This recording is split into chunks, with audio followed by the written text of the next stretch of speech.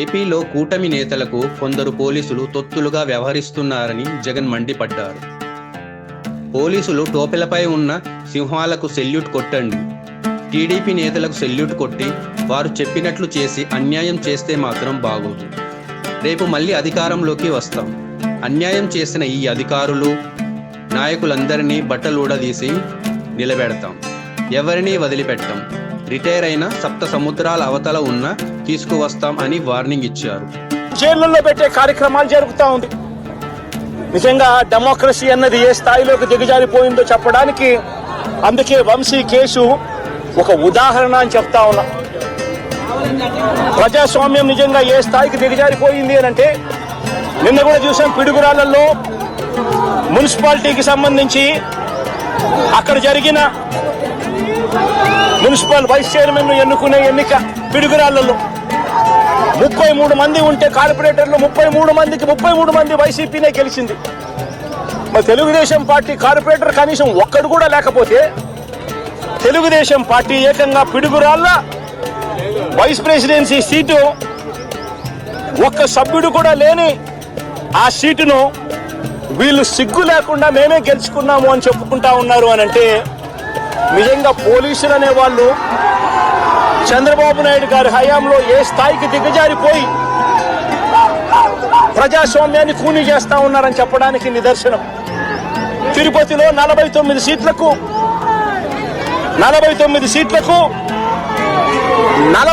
సీట్లు వైసీపీ గెలిచింది. తెలుగుదేశం పార్టీ గెలిచింది కేవలం ఒకే ఒక్క స్థానం.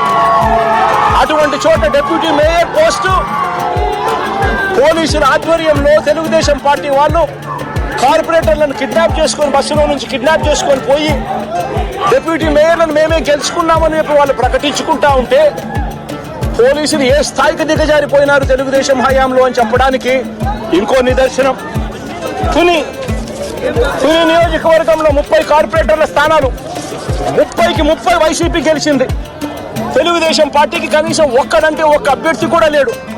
వాళ్ళు అలాంటి చోట ఎన్నికలు జరిగితే, అలాంటి చోట వైస్ ప్రెసిడెన్సీని వయసును ఎన్నుకునే ఎన్నిక వైస్ చైర్మన్ ఎన్నుకునే ఎన్నిక జరిగితే వైసీపీకి ఎలాగో వైసీపీ వాళ్ళను దౌర్జన్యం చేసి తీసుకునే పరిస్థితి లేకపోయేసరికి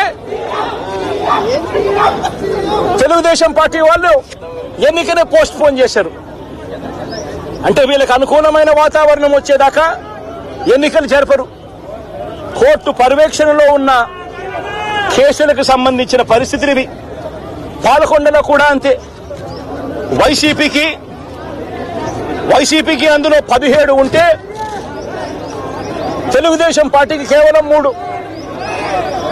మళ్ళీ అక్కడ వైస్ ప్రెసిడెన్సీ అన్నది వైసీపీకి రావాలనా తెలుగుదేశం పార్టీకి రావాలనా? కానీ వీళ్ళకి అనుకూలత వచ్చేదాకా పోస్ట్పోన్మెంట్లు. ఇలా ప్రతి సందర్భంలోనూ కూడా డెమోక్రసీని కూనీ చేస్తా ఉన్నారు. పోలీసులను వీళ్ళు ఇష్టానుసారంగా వాడుకుంటా ఉన్నారు. నేను ఇవాళ ఒకటే చెప్తా ఉన్నా, ప్రతి పోలీసు వ్యక్తికి కూడా చెప్తా ఉన్నా, మీ టోపీ మీద ఉన్న 3 సింహాలకు కనిపించే ఆ సింహాలకు సెల్యూట్ కొట్టడం మొదలుపెట్టండి. తెలుగుదేశం పార్టీ నాయకులకు సెల్యూట్ కొట్టడం మొదలుపెట్టి, వీళ్ళు చెప్పినట్టుగా చేయడం మొదలుపెట్టి, అన్యాయాలు చేయడం మొదలు పెడితే మాత్రం ఎల్లకాలము తెలుగుదేశం పార్టీ ప్రభుత్వమే ఉండదు అని చెప్పి ఇవాళ ప్రతి అధికారికి కూడా నేను తెలియజేస్తా ఉన్నా. రేపొద్దున మళ్ళీ మా అధికారం వస్తుంది. వచ్చినప్పుడు అన్యాయం చేసిన వీళ్ళందరినీ, వీళ్ళ అధికారులందరినీ, అన్యాయం చేసిన ఈ నాయకులందరినీ కూడా బట్టలు కూడా తీసి నిలబెడతామని చెప్పి కూడా ఈ సందర్భంగా తెలియజేస్తా ఉన్నాను. ఎవరిని వదిలిపెట్టేది ఉండదు. ఇదే వంశీని అరెస్ట్ చేసేటప్పుడు సిఐ అన్నాడట, నేను 1.5 సంవత్సరంలో రిటైర్ అయిపోతాను అని చెప్పి. రిటైర్ అయిపోయినా కూడా, సప్త సముద్రాల అవతల ఉన్నా కూడా మొత్తం అందరినీ కూడా పిలిపిస్తామని చెప్పి కూడా ఈ సందర్భంగా చెప్తా ఉన్నా. చట్టం ముందు నిలబడేట్టుగా చేస్తాం, బట్టలు ఊడదీస్తాం, న్యాయం జరిగేట్టుగా చేస్తాం అని ప్రతి ఒక్కరికి కూడా తెలియజేస్తా ఉన్నాం.